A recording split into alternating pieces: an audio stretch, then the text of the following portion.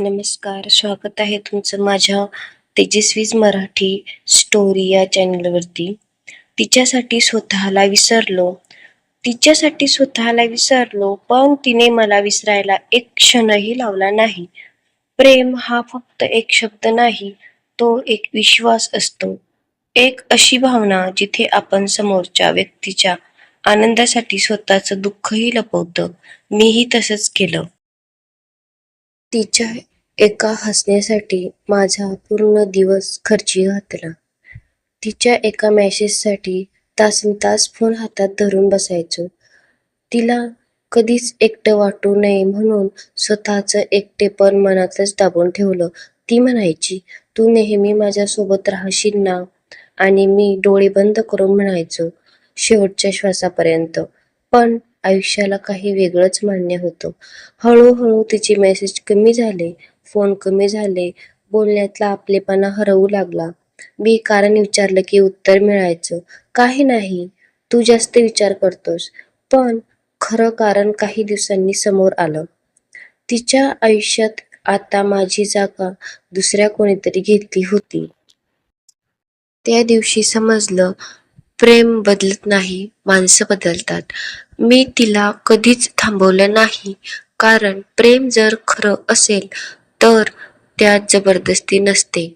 ती निघून गेली आणि मी माझे तुटलेले तुकडे गोळा करत बसलो.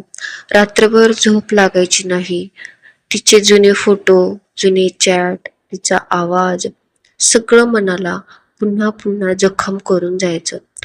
पण एक दिवस आरशात स्वतःकडे पाहिलं आणि स्वतःलाच एक प्रश्न विचारला, ज्याच्यासाठी तू स्वतःला हरवलंस त्याने तुला जपण्याचा एकदा तरी प्रयत्न केला होता का?